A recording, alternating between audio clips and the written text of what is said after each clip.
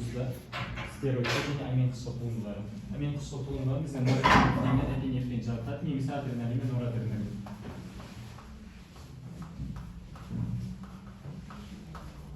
Біз алдында сабақта айтып кеткендей, осы үш түрлі гормондар өзінің жолдары бар, жасуша ішіне.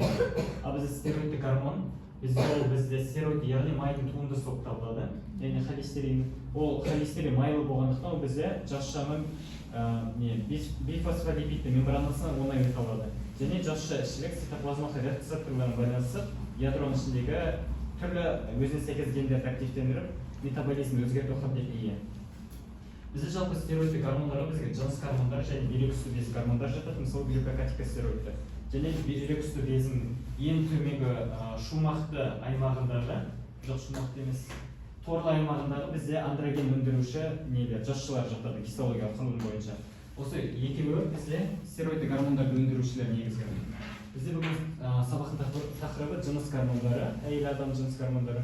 Жалпы бізде ең негізгі жыныс гормондар мына жақта көрсетілген эстроген, пролактин, прогестерон, ФСГ және ЛГ.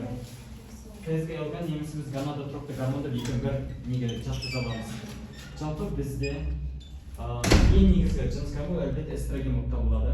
Эстроген бұл бізде әйел адам эмбрионалдық дифференциациясына жауап береді.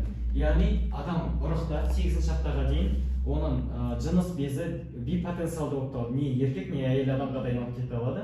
Белгілі бір гендердің жоқ болуына байланысты, мысалы Y генде бізде әйел адамда болмайды, ол да XX. Y генде эстроген жоқ болғандықтан бізде ол жақта көп мөлшерде эстроген бөліне бастайды. Бізде жаңа бипотенциалды жыныс безі бізде аналық безге айнала бастайды, яғни гормондар әсері. Яғни олар жоғары анаболикалық реакцияға қабілеті бар. Яғни анаболикалық қасиет деген бізде синтез, биосинтез. Түрлі ақуыздарды өндіріп, сәйкес ағза өседі. Ол кезде бізде анаболикалық реакция кезінде бізде азоттың айналымы оң болып кетеді, яғни қанда азот жоғарылап кетеді. Одан бөлек бізде жалпы реттелуіне келетін болсақ, бізде барлық гипоталамустан басталады. Яғни гипоталамус деген бізде нейроэндокринді жүйенің ең жоғарғы бөлігі болып табылады. Ол жақта вегетативті және осы эндокриндік жүйелердің ортасында біріккен болып табылады. Яғни ол жақта нейроэндокринді жасушалар орналасады. Бізде жалпы гипоталамустан бізде екі прогормондар бөлінеді, либерин және статиндер. Бізде сәйкес гонадотропты гормон болғандықтан негізгі жауап беретін ФСГ, ЛГ, осылар либериндер мен статиндер бөлінеді. Осы мысал бізде гипоталамуста бізде көптеген рецепторлар орналасады, яғни әр гормон өзінің рецепторлары болады. Ол жақта қан тамырлар, капиллярлар көп болғандықтан гипоталамус белгілі бір гормондардың жетіспеушілігін сезеді. Мысалы, мына жақта бізде жыныс гормондары жетіспесе, гипоталамус осын сезіп, гонадотропты либериндер бөледі.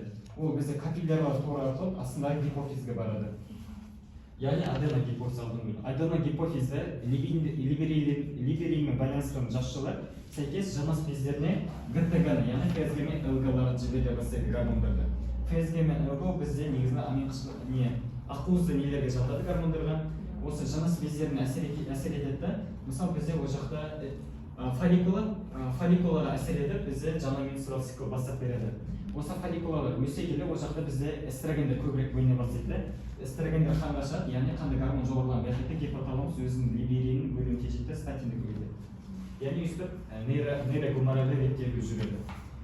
Одан бөлек бізде тағы айтып кететін нәрсе. Қызметтер тұр. Қызмет ойысымен неге кіріп кетер ма? Жалпы бізде мысалы фолликулалар бөлінді, эстроген. Осы эстроген бізде жалпы қасиетіне келетін болсақ, бұл бізде әйел адамдары екінші жыныстық белгілерін дамытады.